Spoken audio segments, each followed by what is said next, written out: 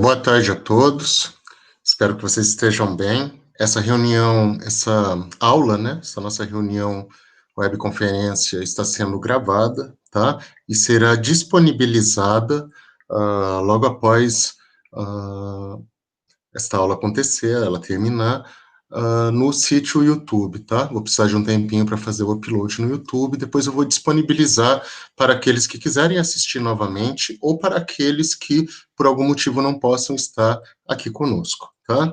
Gostaria de saudá-los, tá?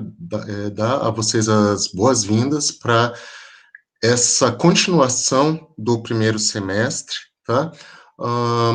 Mas após a parte expositiva da aula, eu vou abrir um espaço para dúvidas, para esclarecimentos, tanto em relação à questão do conteúdo, em relação à atividade da semana e em relação às notas, que eu ainda não lancei, né, mas que deverão ser lançadas na plataforma Moodle e depois o SIGA nos próximos dias, tá? Ainda, se possível, né, estou fazendo de tudo para que eu consiga fazer isso ainda essa semana, tá? Então, eu vou começar a apresentação aqui. Nós já estamos com 19 colegas, tá? E eu vou começar a apresentação. Durante a apresentação, eu vou fechar aqui a câmera, né? Acho que fica mais fácil para vocês manterem o foco, para mim também. E depois, como eu já disse, da parte expositiva, a gente abre aí para todo mundo se colocar, né, colocar suas ideias, suas dúvidas, reflexões, e também para tirar dúvidas em relação ao processo ensino-aprendizagem, as notas e etc. Tá bom? Estou muito satisfeito de estar aqui com vocês, né, ainda não conheço vocês pessoalmente, mas as aulas sincrônicas é o que temos nesse momento, né? Então, se a vida nos deu limões, façamos uma boa limonada, tá? Bom, então eu vou começar agora. Começando aqui. Então, a unidade de conhecimento que está no projeto pedagógico do curso é o Estado e as instituições. E aqui a gente está fazendo um desdobramento, poder, dominação em Estado em Max Weber, tá? Mais uma pessoa entrando aqui.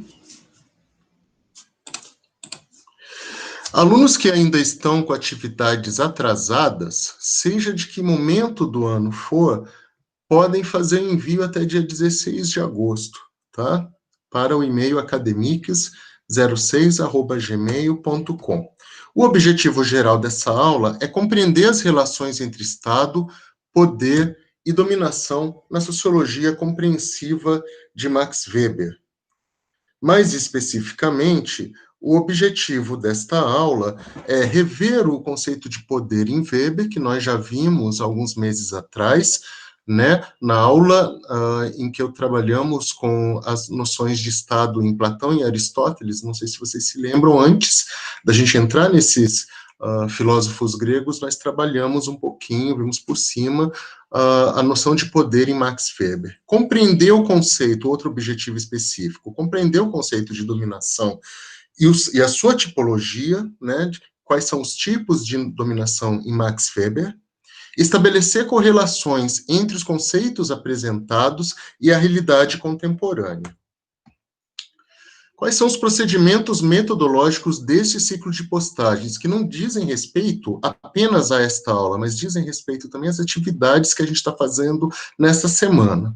Aula expositiva dialogada, é o que nós estamos fazendo a partir de agora, leitura de textos e slides, que já estão disponíveis desde segunda-feira, na plataforma Moodle para vocês, e a realização da tarefa também na plataforma Moodle.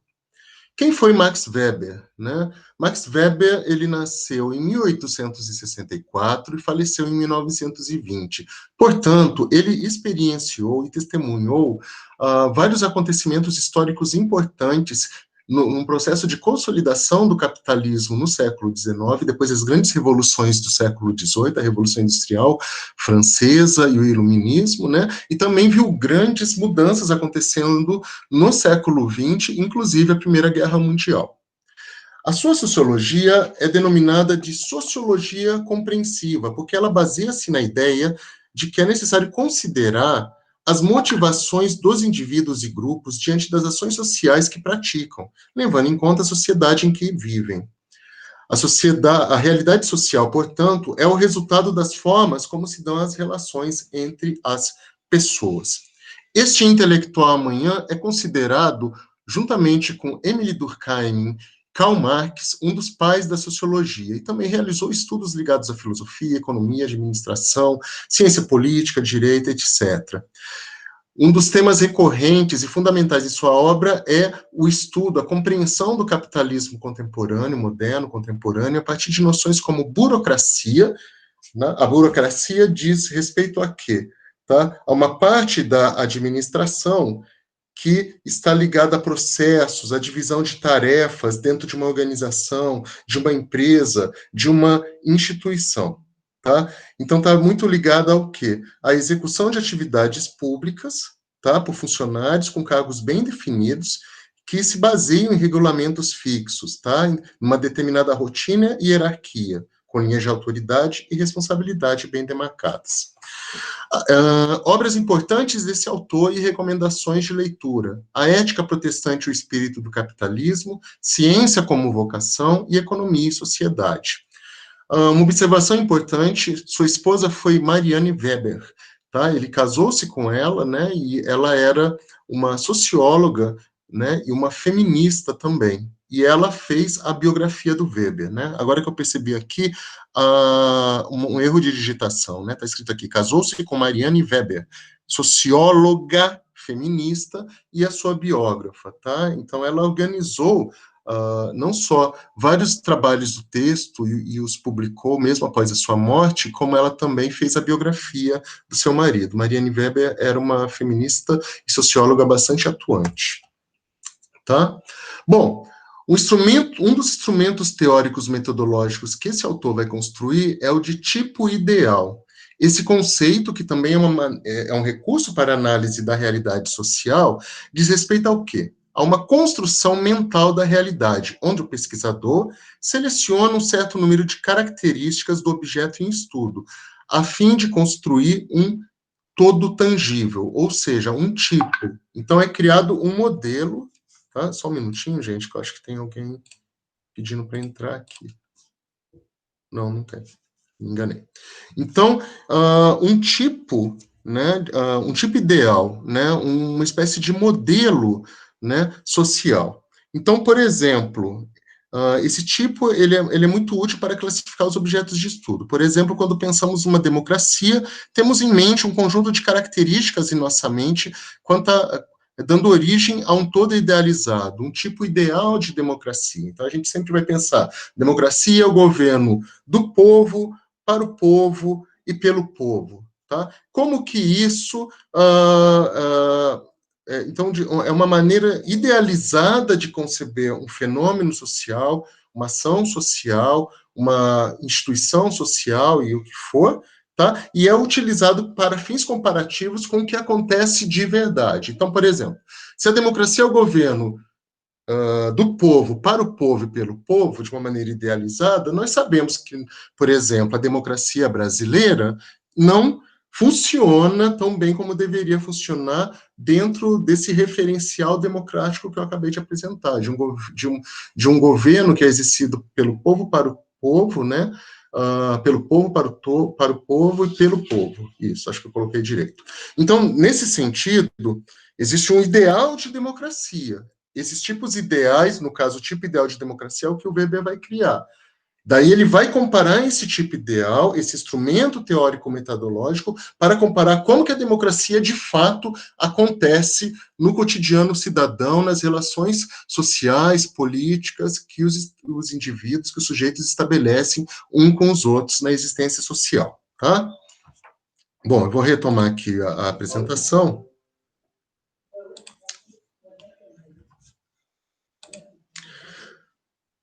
Ao observar um sistema político, constatamos com esse tipo que temos em mente para classificar esse sistema como democrático ou não, por exemplo. Então, a partir de um tipo ideal de democracia, a gente pode pensar, a democracia que existe no Brasil de 2020 se aproxima desse tipo ideal democrático, desse governo do povo, para o povo e pelo povo, ou não? Nós estamos muito longe disso, ou estamos muito perto disso.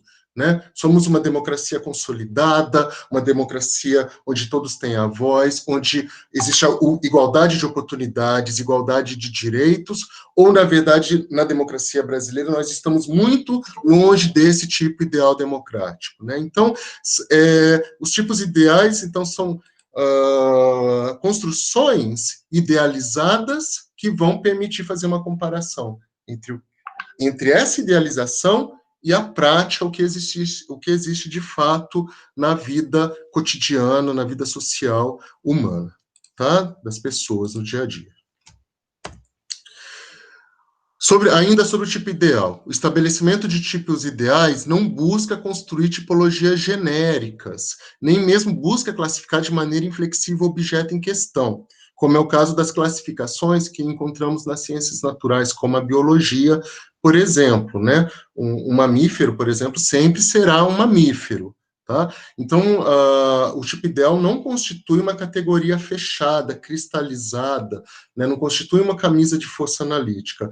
É mais um meio de fazer um estudo comparativo, tá? Esse instrumento teórico-metodológico, esse conceito de tipo ideal nos permite comparar uma idealização com o que acontece de fato na existência social. Então, os tipos ideais servem como parâmetro de observação, um conceito teórico abstrato com características delineadas que serve apenas como ponto de comparação entre o objeto observado e a abstração teórica. Trata-se de modelos conceituais que raramente ou quase nunca existem integralmente. Dessa maneira, é possível que olhemos, por exemplo, para o sistema político de um país munidos de um tipo ideal, como o da democracia, como já falamos, e a partir da comparação classificá-lo como sendo ou não uma nação democrática em um ou outro sentido. Nessa comparação, ainda que não estejam sendo observadas todas as características de um modelo de democracia, esse modelo político ainda poderia ser considerado como democrático se a maior parte de sua organização fosse condizente com a de um modelo democrático. Então, um país como o Canadá, que possui uma democracia consolidada, de alto impacto, uma democracia que faz parte da tradição do país, da história, da cultura do país, por exemplo, se aproxima mais de um tipo ideal de democracia do que a democracia que existe em um país como o Haiti, por exemplo, que ainda enfrenta uma série de problemas estruturais, né, econômicos, sociais, políticos, que impedem que esse país se aproxime mais de um modelo, de um tipo ideal democrático, do que o Canadá.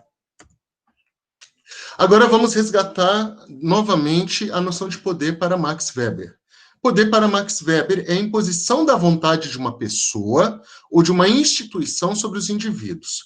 Toda ação de imposição da vontade de alguém sobre outrem, ou seja, sobre outra pessoa, que pode se dar por meio da força física, estatal, ou seja, do Estado, legal ou de autoridade. Nas palavras do próprio Weber, poder significa toda a probabilidade de impor a própria vontade numa relação social, mesmo contra resistências, seja qual for o fundamento dessa probabilidade. Ou seja, o poder se realiza independentemente da aceitação das pessoas do exercício da vontade. Então, às vezes, esse poder é imposto para as pessoas, né, e muitas vezes isso não acontece de uma maneira consensual, democrática. A gente pode pensar nesse sentido, por exemplo, nas autocracias e nas ditaduras, tá? Então, esse poder vai ser exercido independentemente da vontade da pessoa, com ou sem o consenso social. Bom, uma outra característica do poder, agora de Amos Hawley, que é um sociólogo norte-americano que viveu entre 1910 e 2009, né? Então, ele é bem mais contemporâneo da gente. Todo ato social é um exercício de poder. Toda relação social é uma equação de poder e todo grupo ou sistema social é uma organização de poder.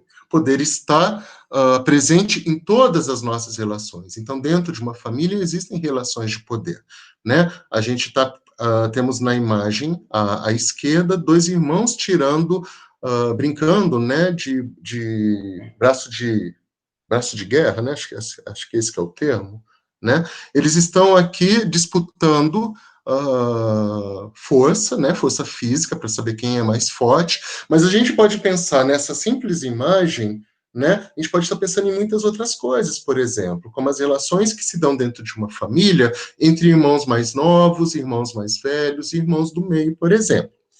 Bom, eu vou um exemplo para vocês que vai parecer meio bobo, mas dá para exemplificar um pouco as relações de poder dentro de uma família, né? Creio que talvez alguns aqui também já tenham padecido, né, experienciado, né, e tem alguns traumas familiares, como o professor tem. Por exemplo, né, eu sou o irmão mais velho. Além de mim, nós somos mais três, no total de 4 irmãos, né? 3 homens e a caçula, que é uma menina. Bom, eu sou de uma geração diferente da de vocês. Na minha geração, era muito comum a lei da cintada, da chinelada e até da varinha de marmelo, às vezes, né? Então, hoje em dia, tudo se discute na conversa, no diálogo, né? As coisas evoluíram. Mas quando, muito tempo atrás, uma galáxia distante, quando eu era uma criança, as coisas muitas vezes eram resolvidas na força, tá? Então, nesse sentido, por exemplo, eu me lembro de uma situação em que eu fiz algo errado, né? Eu aprontei, como muita criança apronta.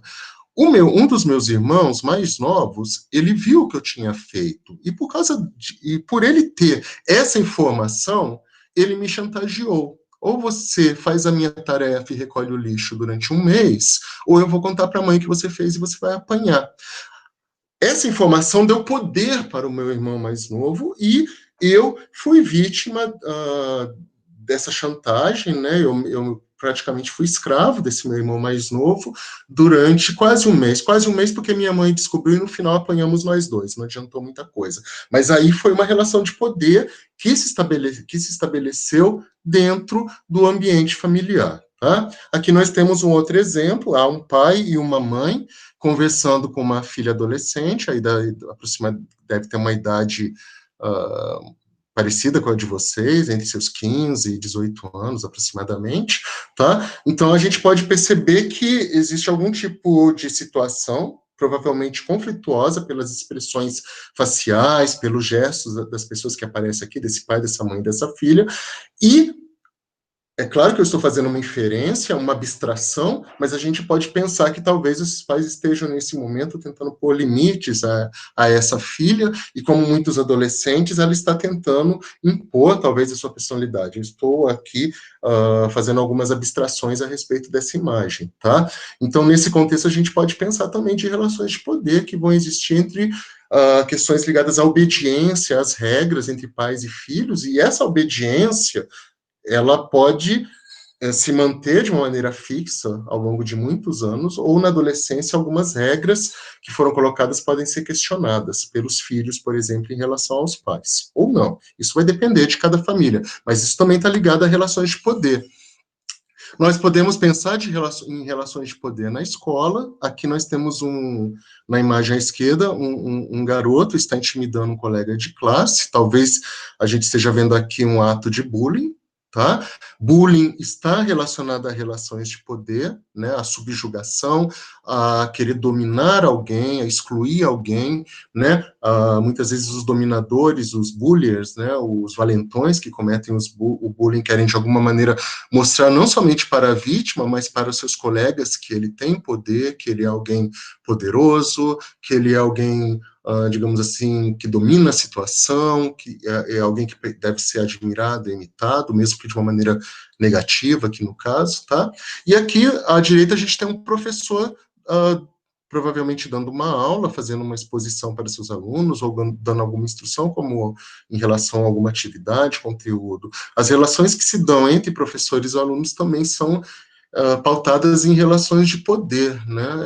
Por exemplo, o fato de vocês estarem aqui em plena quarta-feira, à tarde, nessa situação de pandemia, né, que é uma situação delicada que nós estamos experienciando, né, o fato de vocês estarem aqui também está ligado a uma relação de poder, embora eu não goste de usar esse termo, né, mas vocês não estariam aqui, muitos de vocês talvez, uh, se assistir essa aula não fosse importante para fazer uma atividade e ganhar uma nota em relação a essa atividade. Então, a gente pode pensar, né, que toda essa relação, olha, assista a aula para você entender melhor o conteúdo e entender melhor os slides, o texto, e conseguir fazer o texto dissertativo argumentativo da tarefa dessa semana, por exemplo.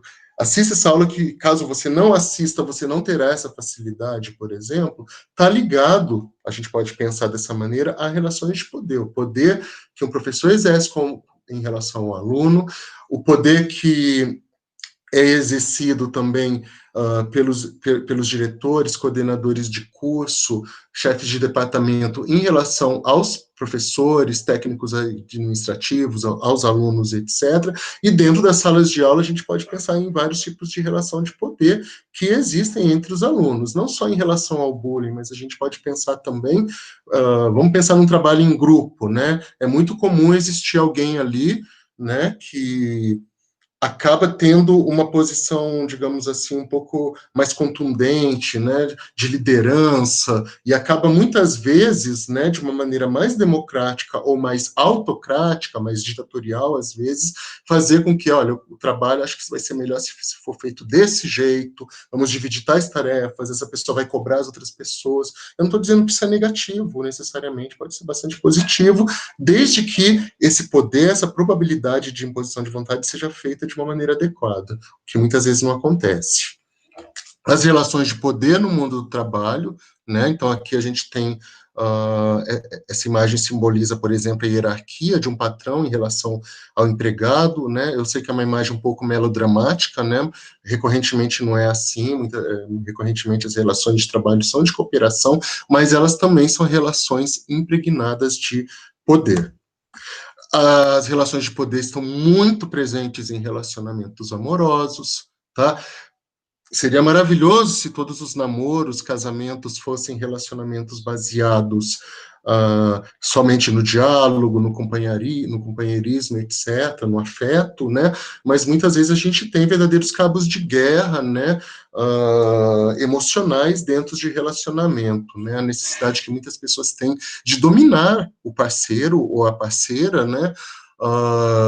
Muitas vezes clonar, entre aspas, essa pessoa de acordo com a personalidade, né, dela. Não, eu quero que essa pessoa se pense como eu penso, seja como eu penso, use as roupas do jeito que eu quero que ela use, né, muitas vezes o abuso de poder, né, numa relação amorosa pode levar a relacionamentos tóxicos, quando a pessoa se sente vigiada, se sente criticada o tempo todo, e etc., né, então essas relações de poder, elas estão em relacionamentos amorosos também. E na vida pública, né, então a gente sempre pensa, recorrentemente pensamos muito nas relações de poder na vida política, nos processos decisórios coletivos, né, porque política é debate, política é discussão, mas política também é, em grande medida, a praxis, a prática política é baseada em grande medida em relações de poder, em relações de obediência, né? Se a gente pensar nos poderes executivo, legislativo, judiciário, né? Tudo isso está ligado a relações de poder, né? E as pessoas que não seguem as normas pré-estabelecidas pelas leis, elas vão ter que pagar o seu preço no plano jurídico, por exemplo. Quem não segue as normas emanadas pelo Poder Legislativo poderá pagar, né, poderá ter que sofrer as consequências através do Poder Judiciário nos tribunais, nos processos criminais e etc. Poder e Estado para Weber, né? Professor, eu não aguento mais ver Estado em Sociologia esse ano, se o senhor fala nisso. é que na sociologia nós temos várias visões de mundo, visões epistemológicas, científicas e metodológicas, né? Na sociologia, nem sempre 2 mais 2 dá 4, né? Os autores, os diversos sociólogos, as diversas correntes de pensamento sociólogos, muitas vezes elas têm explicações diferenciadas, muitas vezes elas convergem, mas às vezes elas divergem, para os mesmos acontecimentos, fenômenos sociais, tá? Então, nesse sentido, é interessante também a gente ver a concepção de Estado para ver. Quando o exercício do poder parte de um indivíduo, ele tem um alcance menor, a menos que esse indivíduo represente o Estado, ou seja, esse indivíduo está sendo agora um homem de Estado. Quando o exercício de poder parte do Estado, ele alcança um maior número de pessoas e tem uma maior chance de ser um poder legítimo, ou seja, aceito, reconhecido e valorizado, e, portanto, legítimo. Para Weber, o Estado é aquela comunidade humana que, dentro de determinado território, o território, faz parte de suas características e reclama para si, com êxito, o monopólio da coação física legítima. Então, as forças policiais, por exemplo, constituem um recurso humano, um instrumento do Estado para coagir a população e manter a ordem social. A gente pode pensar nas forças policiais que existem, a priori, para manter a lei e a ordem social. A sociologia política weberiana, é uma sociologia da dominação, que considera a força e a violência como momentos essenciais do processo político e da própria existência e funcionamento das instituições políticas. Bom, agora nós vamos ver além de poder, e de modo correlacionado à noção de poder, mas ao mesmo tempo diferenciando, nós vamos ver agora o conceito de dominação para Max Weber. Diferença entre poder e dominação. Na teoria weberiana sobre a organização da sociedade, é simples a diferença entre o poder e a dominação. Esses dois elementos são como dois polos de uma mesma concepção. O poder é uma espécie de emissão, enquanto a dominação é uma espécie de recepção. Então, o poder é algo que se exerce sobre alguém. A dominação é algo que se sofre, que se recebe, digamos assim. Enquanto o poder é o exercício da vontade sobre os indivíduos, a dominação é a aceitação e a subordinação dos indivíduos ao poder que é exercido por alguém. A dominação, nas palavras de Weber, é a probabilidade de encontrar obediência para ordens específicas, ou todas, dentro de um determinado grupo de pessoas. Por isso, a dominação, que é legitimada pela aceitação, confere autoridade para a quem exerce o poder. Bom, para que o poder exercido seja legítimo, ou seja, reconhecido e aceito, e forneça ao agente do poder algum tipo de autoridade, é necessário que a dominação enquadre-se em um dos 3 tipos ideais de dominação legítima para Max Weber. O primeiro desses tipos é a dominação legal, a dominação burocrática. Esse tipo de dominação é a forma mais oficial de legitimidade da dominação, pois ela estabelece-se por meio de uma convenção social estabelecida entre os indivíduos de uma mesma sociedade.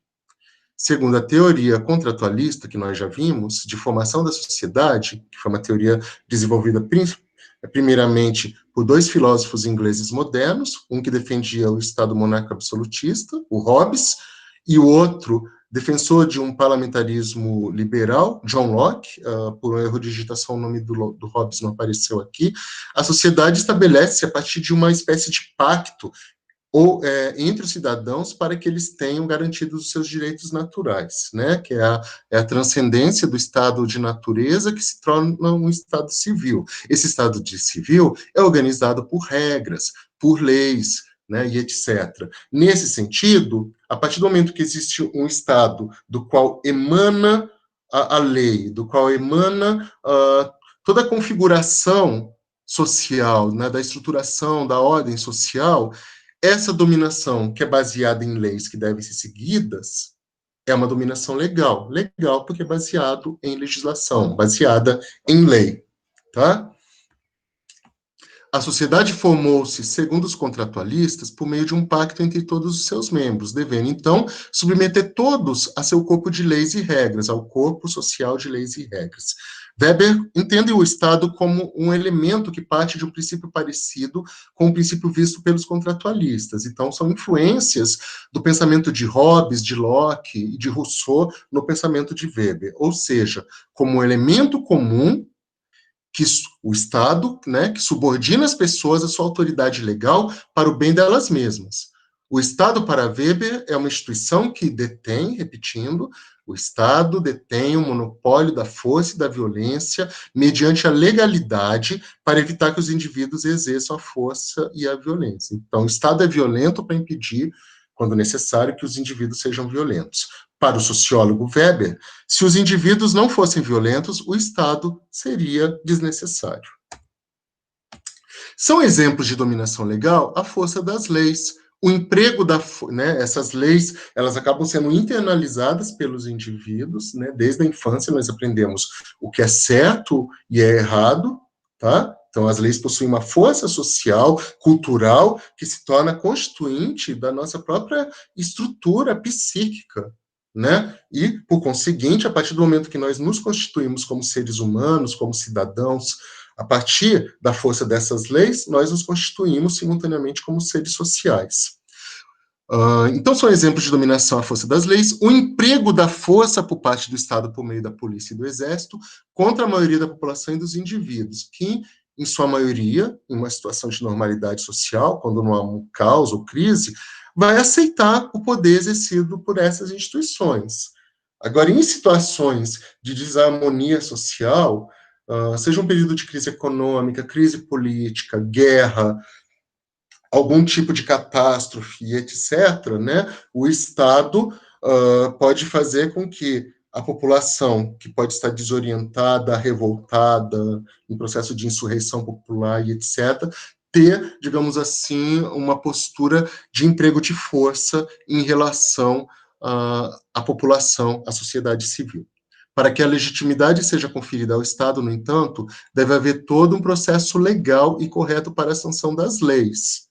E as ações dos estados, né, devem estar submetidas às leis, né? Senão esse estado se torna um estado autocrático, um estado despótico, um estado autoritário, tá? Então, essas leis, elas têm que ser construídas coletivamente e com o apoio de um consenso popular.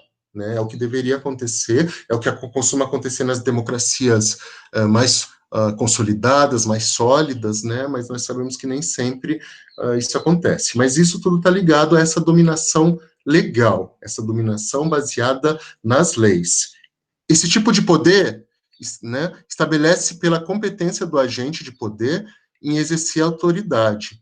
E há uma espécie de estabilidade do poder e da autoridade nesse caso. Então, quando a gente elege um prefeito, um vereador, um deputado estadual, um deputado federal, um presidente da República e etc., existe todo um processo eleitoral, tá? E nas próximas aulas a gente vai ver como é que funciona essa questão do processo eleitoral, lembrando que estamos em anos de eleições, né? Qual que é o papel de um vereador, de um prefeito, de um senador, de um deputado, como funciona esse processo, né? A gente entender, porque muita gente não sabe a diferença de um senador e de um deputado federal, por exemplo. A gente não vai ver isso agora, mas vamos ver isso nas próximas aulas, tá? Então, todo esse processo eleitoral, e eu só estou falando de um dos aspectos da dominação legal, eles criam, esse processo se dá amparado por leis. Essas leis que são criadas coletivamente no interior do Estado, nos processos políticos, decisórios, né, nos debates públicos, nas votações que são feitas nas câmaras de vereadores, nas assembleias legislativas, nas câmaras de deputados federais, etc., então, são todos baseados nas leis e recriadores dessas leis sempre que elas precisam ser modificadas. Então, isso confere estabilidade ao poder. Então, a gente elege um prefeito por um mandato. Esses anos no qual ele permanecerá no mandato, espera-se que ele termine esse mandato, tá? Não terminar o mandato, digamos assim, pode implicar processos, por exemplo, como de impeachment, que criam uma grande tensão social. Então, espera-se que os processos que se dão através da dominação legal dotem o Estado e a vida coletiva de uma estabilidade, de uma confiança no poder exercido, na autoridade. Então, a dominação ela acontece a partir, digamos assim, de uma harmonização entre os interesses, ou deveria ser assim, do Estado com a sociedade civil. Então, nós temos aqui exemplos de agentes da dominação legal. Então, nós temos aqui pessoas que representam a Polícia Federal, a Civil, a Militar e a Polícia Rodoviária Federal. Agora, vamos para o segundo tipo de dominação. Essa forma de dominação, que é a dominação tradicional, é conferida pela forma, do respeito à tradição. Uma série de costumes, valores e crenças que são passadas de geração a geração. A forma mais comum de estabelecimento dessa autoridade vem pelo sistema patriarcal, que é o que domina as sociedades da maior parte do planeta, né, e com muita força aqui no Ocidente, tá? Bom, no sistema patriarcal que domina a sociedade, a figura do patriarca, o senhor, é uma figura de liderança. E os submetidos a essa liderança são seus súditos, né, quando a gente pensa num rei, ou servidores, quando a gente pensar, por exemplo, num grande latifundiário, num grande fazendeiro, ou num coroné, como existe em várias partes do Brasil, tá? Coroné entre aspas, né, porque eu usei o termo de uma maneira popular. Então, no qual, por exemplo, os grandes latifundiários dominam não somente suas propriedades, mas influenciam de uma maneira muito forte os processos políticos, decisórios que existem, por exemplo, nas cidades na qual essa grande fazenda está localizada. Tá? A gente via, em história, vocês estudaram isso, por exemplo, quando viram a República de Café com Leite, né, o voto no cabresto, na qual os grandes fazendeiros conseguiam fazer com que as pessoas votassem nos candidatos que iriam atender aos seus interesses, né? Era um voto aberto, era um voto público, né? E havia uma grande pressão de quem exercia essa dominação tradicional, né? Esse poder que se realizava e dominava as pessoas a partir da autoridade, por exemplo, desse grande fazendeiro, né? E aqueles que sofriam essa dominação. Bom, podemos pegar vários exemplos de dominação tradicional e interpretarmos a obra de Weber. Um deles é a autoridade de Deus e a autoridade de um sacerdote como escolhido de Deus para transmitir a sua mensagem. Então, vários de nós aqui, né, muitos de nós temos religiões, correto, né? Os ateus aqui presentes, por favor, não se sintam excluídos do debate de modo algum, tá? Não há problema algum. Mas vamos pensar no poder religioso, tá? Na dominação tradicional religiosa. Então, vamos pensar em religiões, por exemplo, importantes no nosso país, né? Todas são, né? Tem a sua importância. Mas vamos pensar no catolicismo, vamos pensar nas religiões neopentecostais, vamos pensar nas religiões de matriz africana, tá? Então, o padre, o pastor, o pai ou a mãe de santo, respectivamente, eles são receptáculos, digamos assim, de uma autoridade divina, transcendental e espiritual. Então, por se confiar na palavra dessa pessoa, na autoridade dela, então, vamos dizer assim, recorrentemente, os fiéis, né, das diferentes religiões vão se submeter a essa autoridade tradicional, a essa dominação tradicional, né? Por laços de confiança, de tradição religiosa, muitas delas milenares ou seculares. Outro exemplo é a família patriarcal, em que o líder exerce um poder que tradicionalmente é obedecido. Então, a dominação tradicional, ela pode se dar não somente nas grandes e poderosas famílias de fazendeiros, mas a gente pode perceber essas relações de dominação tradicional dentro das nossas próprias famílias, que ainda estão muito impregnadas por essa lógica, por esse sistema patriarcal, né, na qual o homem muitas vezes é visto como autoridade máxima, e isso a gente pode perceber até na divisão de tarefas que ainda acontecem em muitos lares brasileiros, né? Então, Mulheres lavam a louça, arrumam a casa, o homem já fazem outros tipos de tarefa e etc. Isso acarreta muitas vezes problemas, como a dupla jornada da mãe, né, que é mãe, que trabalha fora, chega em casa, tem que cuidar dos filhos, etc., porque esse é o papel da mulher, entre aspas, né? Então, tudo isso está relacionado à dominação tradicional. Nesse caso, não há necessidade de uma competência da liderança para a conferência da autoridade, pois é a tradição quem confere tal autoridade. Tá? Esse tipo de dominação também confere uma estabilidade na dominação, porque a tradição é algo que se prolonga, que se perpetua por muito tempo em uma sociedade. No período de grande produção de açúcar do Brasil colonial, o modelo da família patriarcal exemplifica perfeitamente a dominação tradicional, pois os senhores de engenho, né, os grandes latifundiários, senhores de escravos, de vastas propriedades agrícolas, eram líderes patriarcais que tinham sob sua tutela a esposa, os filhos, os escravos da fazenda e os agregados da casa grande. Todas as pessoas viviam na propriedade do senhor de engenho e respeitavam o poder dele por conta da ordem tradicional. Então, aqui nessa imagem, nós temos um exemplo de dominação tradicional. Tá? O exemplo da República do Café com Leite, do grande latifundiário, do grande fazendeiro, que eram conhecidos como coronéis, né, na República Velha, né, e ele está aqui exercendo o seu poder, né, fazendo com que ele fazendo com que o eleitor, no caso, fosse dominado a partir de sua autoridade tradicional, né, a votar no candidato. No caso, o candidato é ele mesmo, né? Porque muitas vezes esses grandes latifundiários se tornavam políticos também para manter os seus interesses, né? Era um voto público, não era voto secreto, né? Dominação carismática, já estamos terminando. Essa forma de dominação ocorre por meio da capacidade carismática que uma pessoa tem de mobilizar as massas e comandar as pessoas. Geralmente, os súditos, os governados, os dominados desse tipo de pessoa conferem uma devoção ao líder carismático, não somente pela sua personalidade de liderança, mas também pela crença e pela fé. O líder carismático detém uma espécie de força mística que faz com que os seus seguidores depositem nele a esperança de uma mudança, de uma ação correta. Nesse tipo de dominação, não há qualquer indício de requerimento de competência para que o líder exerça o poder. E segundo Weber, é a forma de dominação mais instável, visto que de uma hora para outra os súditos podem perder o encanto pelo líder carismático.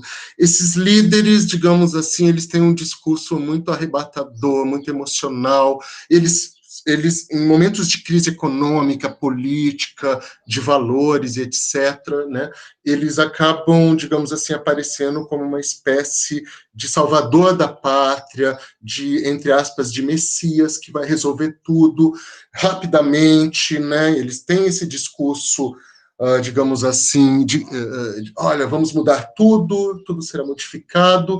As pessoas que são desorientadas por esses momentos de crise acabam depositando o voto neles, mas muitas vezes as pessoas não são bem preparadas, tá? O discurso deles muitas vezes não se sustentam, e pela própria instabilidade desse tipo de dominação, que é baseada no carisma da pessoa, em emoções, né, em discursos, em fórmulas mágicas para se resolver problemas complexos, que numa sociedade como o Brasil, esses problemas eles têm sido construídos ao longo de séculos e séculos, por exemplo, e nós não resolvemos até hoje. Então, muitas vezes, por ser uma dominação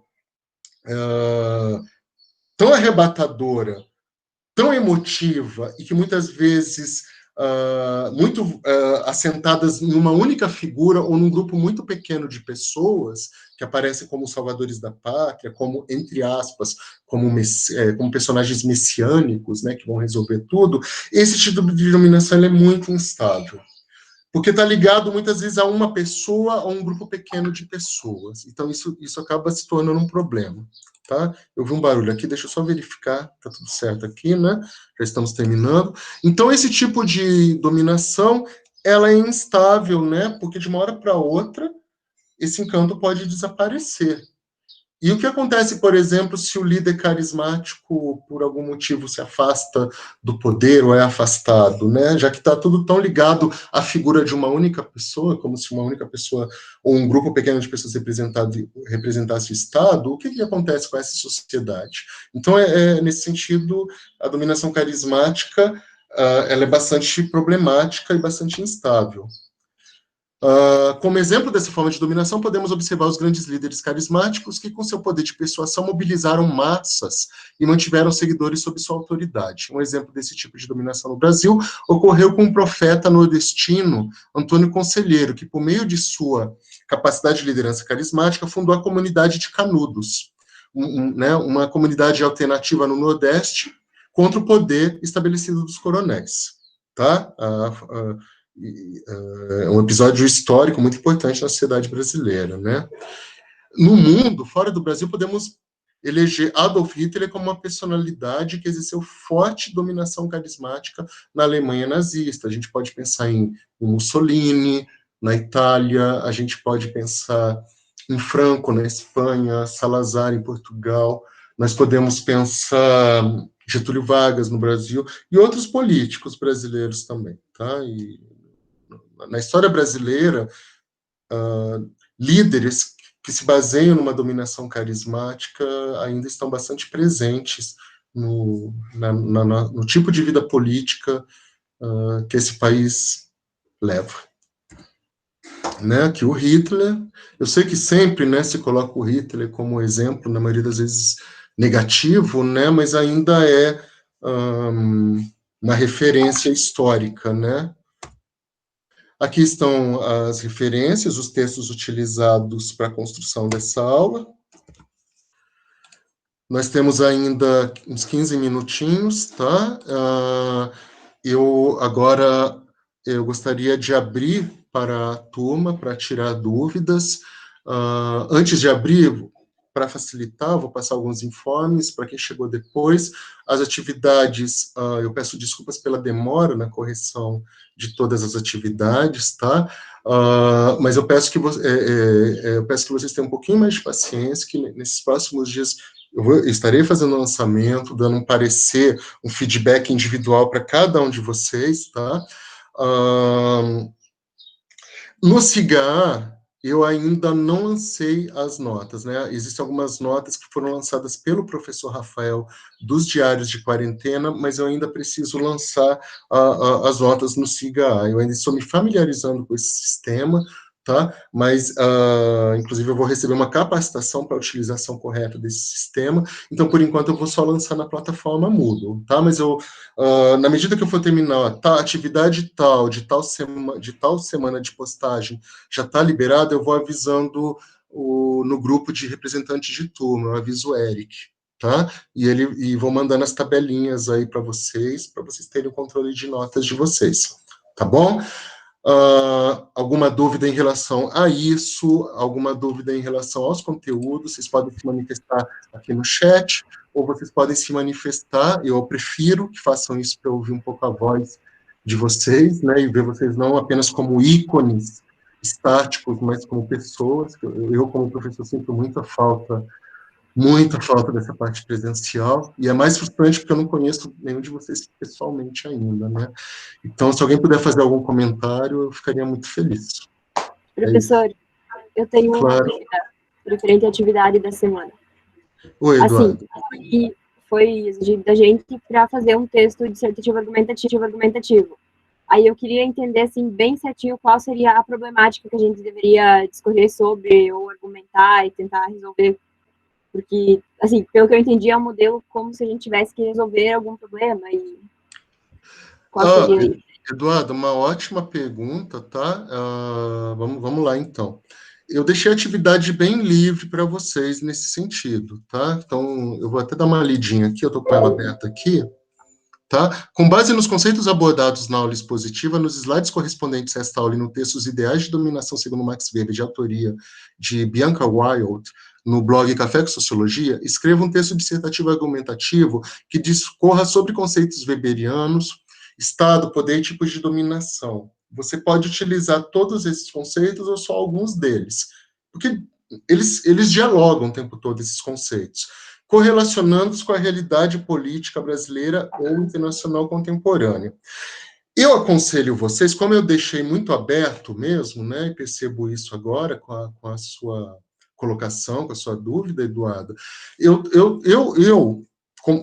me colocando no lugar de vocês, alunos, eu pensaria, por exemplo, na realidade política atual, e talvez eu pensasse se os tipos de político que nós temos na nossa cidade, no nosso estado, né, no Brasil, de um modo geral, que tipo de político ele se aproxima mais? Qual tipo ideal de dominação que esses políticos, por exemplo, se aproximam?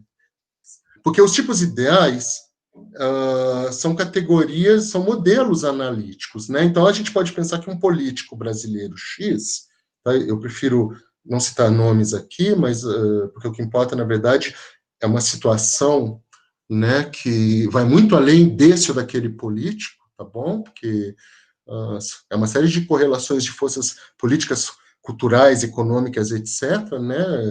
Então, a gente só fala, é esse político? Não, né? Até porque quem colocou esses caras no poder e com o apoio de quem eles chegaram no poder, né? A coisa é sempre complexa. Mas vamos pensar assim, um político X, ele pode estar caracterizado por algumas atitudes dele, por alguns discursos ideológicos e políticos dele, como alguém que se aproxima mais da dominação carismática, mas ele também se localiza no âmbito da dominação legal. Como é que eu vou falar isso? Vamos pensar em um líder, tá? Um prefeito, um vereador, seja quem for, tá? Alguém que foi eleito, tá, legalmente, né, dentro dos processos eleitorais, né, que são decisórios do Estado brasileiro. Então, vamos imaginar que um prefeito X, que um deputado Y, que um presidente da República Z, por exemplo, que ele tem um discurso, digamos assim, muito inflamado, muito emotivo, né? Muitas vezes esse político X, Y, Z não pensa bem antes de falar as coisas, ele é truculento, ele é briguento, ele tem dificuldade de aceitar visões de mundo diferentes da dele, ele tem problemas até lidar com a própria democracia. Vamos imaginar, hipoteticamente, que exista alguém assim no nosso país. Bom, só que esse político XYZ, ele foi eleito num processo legal. Então, a dominação dele se baseia na legalidade. Mas uma série de atos, a maneira como ele fala, se comporta, a maneira como os seus apoiadores também se comportam, porque isso acaba... a gente deve pensar isso dentro de uma cultura política também, tá? Então, de repente, esse tipo de dominação, ela tem um pé muito forte na dominação carismática, por causa dessas características desse exemplo hipotético que eu dei para vocês, mas ela só se deu porque aconteceu por meio de eleições legalmente instituídas, por um processo eleitoral, por regras eleitorais, Supremo Tribunal, o Tribunal Eleitoral, né? As pessoas têm que ter títulos de eleitores, tem que haver uma campanha política, tem as datas da eleição em si, tem uma série de regras, todos aspectos institucionais, organizacionais, administrativos, né, que vão guiar todo esse processo. Então, esse político, apesar dele exercer uma dominação carismática, ele também exerce uma dominação legal, por exemplo. E a gente pode pensar que esse político, além dele ser extremamente ter entre aspas, aspectos messiânicos, né? Quando eu digo messiânico, é de Messias, de alguém que vem para resolver, tá? Sociologicamente falando, politicamente falando, em termos conceituais científicos, que eu estou dizendo isso, tá? Então, vamos pensar, então, que além desse político exercer uma dominação legal, porque ele foi eleito legalmente, carismática por causa do tipo de postura, o tipo de discurso que ele tem, o tipo de práticas que ele tem, as leis que ele veta, as leis que ele aprova, o que ele quer impor, os interesses de quem ele está defendendo e etc. Mas podemos pensar que esse político também é alguém que vem de uma família de políticos, uma família de, sei lá, de fazendeiros que se dedicaram à política, ou de industriais, então ele acaba e que estão há décadas ou séculos no poder, então ele também exerce uma dominação que também tem características tradicionais. Então, fazer uma análise da situação do nosso país e de como, por exemplo, as pessoas estão se alinhando a esses diferentes tipos de políticos. Por exemplo, um político que defenda ideias, digamos assim, conservadoras em relação ao papel da mulher, a situação de determinados grupos étnicos da cidade brasileira, como os índios, como os negros, quilombolas, aos homossexuais, né, e etc., ele talvez possa ser caracterizado como alguém que está dentro de uma dominação mais tradicional, mais patriarcal, de uma lógica mais machista, que ainda existe uma boa parte da sociedade brasileira, embora isso esteja mudando, né, mas num país que está tão dividido como o nosso, a gente tem espaço para vários tipos de vertentes de pensamento e de alinhamentos político-ideológicos, tá? Então, a gente pode estar pensando, por exemplo, que uma parte da população elege políticos que exerçam essa dominação tradicional porque ela quer ser dominada, né, por esse tipo, dominada que eu digo assim, ela se alinha a esse tipo de dominação tradicional, patriarcal, machista, por exemplo. Então, quando a gente pensa nos políticos, muitas vezes a gente transfere para eles, a gente terceiriza, entre aspas, para eles, né, não somente os nossos anseios para a resolução dos problemas, mas a gente não pensa às vezes que eles podem, alguns deles, serem a própria encarnação dos problemas da sociedade brasileira. Porque quem elege essas pessoas? De que maneira que eles são eleitos? Vamos pensar, a gente vai trabalhar isso nas próximas aulas. Eu não sei quanto a vocês, mas quando eu vejo aquela propaganda do horário eleitoral gratuito, tem vezes que eu não sei se eu rio ou se eu choro, porque alguns debates, a maneira, principalmente como vereadores se apresentam, muitas vezes é ridículo, assim. Eu já vi gente usando as garras do Wolverine para se apresentar, fantasiado de X-Men, de Superman, de Chapolin Colorado, ou gente que diz, vote em mim porque pior do que tá não vai ficar, né? Então vote em mim porque a gente não tem mais nada a perder. Então isso diz muito respeito, esses políticos, e o alinhamento deles, uma dominação mais tradicional, mais legal ou mais carismática, também diz muito a respeito da sociedade brasileira. Será que esse tipo de propaganda eleitoral gratuita, em que muitas pessoas tentam se eleger a partir do seu carisma, elas nem, muitas vezes, eu vou ser vereador porque eu estou desempregado e eu vou falar lá um negócio, e o cara às vezes nem sabe o que tá falando, então as pessoas votam nesse cara ou nessa mulher porque são bonitos, ou porque são legais, ou porque pagam churrasco para todo mundo na cidade, ou porque deram uma dentadura para uma pessoa mais pobre, distribuíram cestas básicas e etc. Então, isso são elementos que podem nos mostrar em que medida a existência desses políticos, ou da maneira como acontece o processo eleitoral brasileiro, que, ao meu ver, pelo menos precisaria ser muito melhorada, né, se tornar mais madura, mais, entre aspas, até adulta, isso diz muito mais respeito à nossa sociedade como um todo, de mais de 200 milhões de brasileiros, ao Estado brasileiro, à sociedade civil brasileira, do que a esse ou aquele político ali. Porque eles acabam sendo um reflexo da nossa cidade, não da cidade como um todo. Tal pessoa é prefeito, mas eu não votei nele, ele não me representa. Tudo bem, mas você faz parte daquela cidade, ele está ali como o chefe máximo do executivo daquela cidade, o prefeito. Então, assim, eu acho que, não sei se ficou mais claro, viu, Eduardo? Eu gostaria que você me falasse se eu clareei ou se eu piorei as coisas, mas vocês fiquem livres para fazer análises desse tipo, pensando, por exemplo, nos tipos de dominação, que eu acho que é um caminho bem interessante. Tais políticos se enquadram em qual tipo? Né? E, sei lá, vocês podem fazer esse tipo de análise. O que você acha? Ficou melhor? Ajudou bastante, sim. E eu queria saber também se a gente deveria elaborar uma proposta de intervenção, de repente, para esse problema, porque, pelo tipo do texto, eu interpretei que a gente deveria ter uma proposta de intervenção.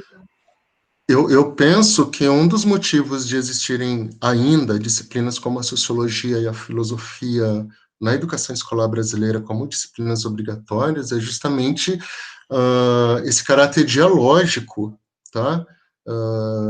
Que essas disciplinas conferem, o debate, e não somente discutir, entender e discutir conceitos, mas tentar, de alguma maneira, a partir dos conceitos que são aprendidos, né, a gente pensar em soluções para os nossos problemas, né, porque sociologia, filosofia, história, geografia, todas as disciplinas, de modo geral, lidam com uma parte, digamos assim, mais cidadã, mas em algumas isso talvez seja um pouquinho mais evidente do que em outras, talvez, certo? Então eu penso que é muito interessante que se além de você, né, mas isso eu deixo a critério de vocês, usar os conceitos, fizerem suas argumentações, vocês também fazerem algumas proposições, né, apresentarem possíveis caminhos para a melhoria dos nossos problemas, né? Porque nós precisamos é justamente isso, de cabeças pensantes para esse país avançar e para nós sermos o grande povo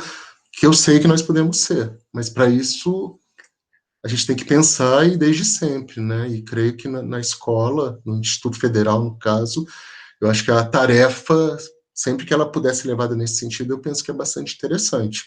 Então, resumindo, né, já deve ter percebido como eu sou prolixo, sim, é isso. Eu acho que se você fizer isso, provavelmente vai enriquecer bastante o seu texto. Mais alguma coisa, gente? Heloísa, não necessariamente. Mas, por exemplo, se você vai, quando você estiver na introdução do seu texto, no primeiro parágrafo, por exemplo, né, nem que seja apresentando os três conceitos, você não, olha, existem esses tipos de dominação e etc. E aqui nós vamos nos deter, né? A gente vai analisar tal situação, tais políticos ou políticas, né? E vamos utilizar esses dois tipos de dominação, esse único tipo de dominação, ou os três tipos, etc. É sempre bom, na introdução, a gente situar o leitor. No caso, o leitor sou eu, né? Mas vocês também lembrem-se, sempre que vocês escreverem, vocês estão escrevendo para uma outra pessoa, vocês têm que meio que guiar o leitor, né? Dar as mãos para o leitor, metaforicamente falando, né? E para facilitar para ele saber em que direção que você quer conduzir aquele processo reflexivo, aquele processo de lucubração, aquele processo de reflexão intelectual, tá? Mais alguma dúvida? Ó, a gente já está estourando em 2 minutos o tempo, eu sei que vocês têm muitas coisas para fazer, tá? Na leitura dos diários de vocês, eu percebi que vocês estão tendo que se desdobrar em atividades domésticas, ajudando os pais em casa, e além das atividades acadêmicas do Instituto Federal, então eu vou encerrar, tá? Na próxima semana, quando acho que sem ser nessa semana, né, na próxima, na outra, eu farei um novo ciclo de postagem de atividades, e eu gostaria de saber se fica bem para vocês assim, né? Eu estava pensando em fazer um debate. Então, eu estava pensando em pré-gravar uma aula, tentar sintetizar essa aula, né? Porque vocês já perceberam, eu sou muito prolixo, eu falo, eu tenho uma certa dificuldade de síntese, tá? Então, de dar uma aula pré-gravada e fazer um debate aqui no Google Meet, gravado, sincrônico, valendo uma nota. Eu gostaria de saber se vocês concordam com essa ideia, e fazer um debate mesmo, tá? De preferência com um aluno coordenando o debate, né? Queria até que vocês escolhessem alguém nesse sentido. Qual que é a coordenação? Esse aluno vai ficar verificando no chat as pessoas que estão inscritas para falar, para todo mundo, porque às vezes fala todo mundo ao mesmo tempo, às vezes fica aquele vazio, ninguém fala, mas tem um coordenador do debate que fosse o aluno, né? Porque eu também quero participar como debatedor, não apenas como professor, né? Eu também quero emitir meus argumentos, minhas ideias. Eu gostaria de saber se vocês concordam com essa metodologia. Vai ter o texto, uma aula pré-gravada, mas mais curta, de, sei lá, 20 minutos, menos que isso, pessoal, tem muita dificuldade, tá? Eu não consigo fazer uma aula de 15 minutos de sociologia, eu já tentei, O meu sociólogo interior não permite, sabe? Agora, o debate, a gente faria um debate aqui, mas as pessoas participando, falando e etc. Valendo nota.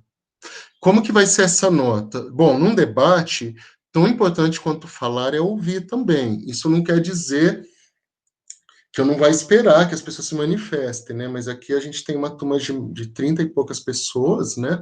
Então nem todos vão falar, né? Evidentemente. Então eu daria uma nota padronizada para todos, se assim a turma concordar. Eu fiz isso em outros institutos federais, no IFRO, no IFAM e no IF Sudeste de Minas, onde eu trabalhei antes, e os alunos costumavam gostar, né? Mas como eu ainda estou começando a conhecer um pouquinho vocês, eu queria saber se vocês topam. Ah, legal, Stael. Stael, tá correta a minha pronúncia? Stael? Tá. Tudo bem, gente? Se Sim, alguém tá pudesse... certa a pronúncia.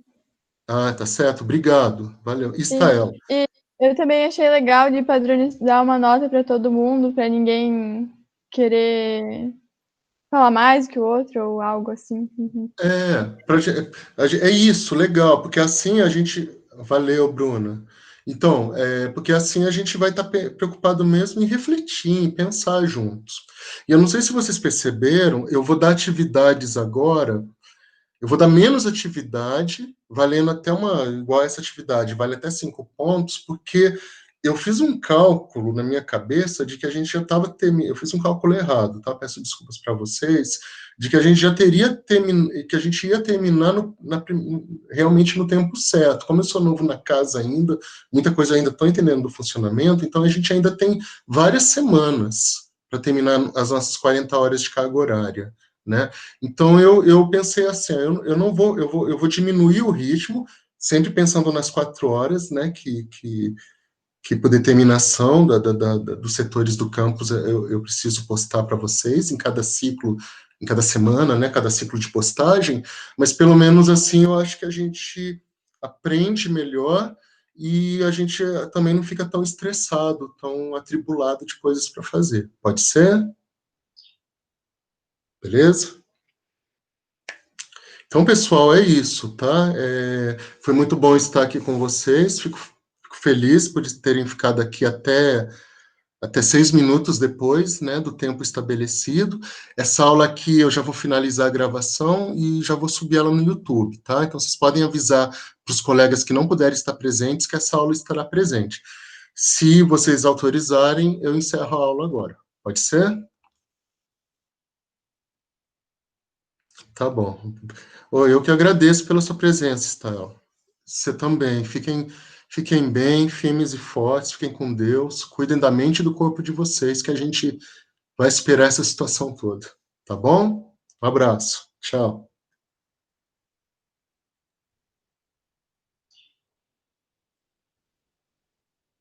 Tchau, tchau, tchau. Tchau. Abraço, gente. Fiquem com Deus.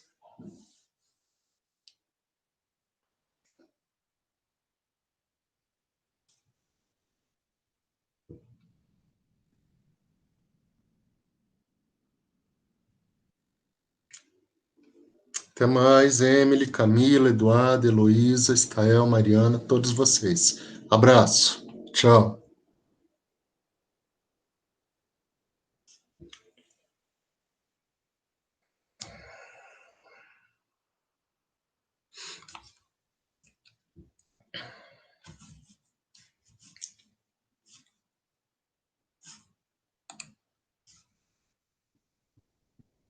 Então, terminamos mais uma aula de Sociologia 2 para o segundo ano de alimentos, tá? Com tópicos ligados ao componente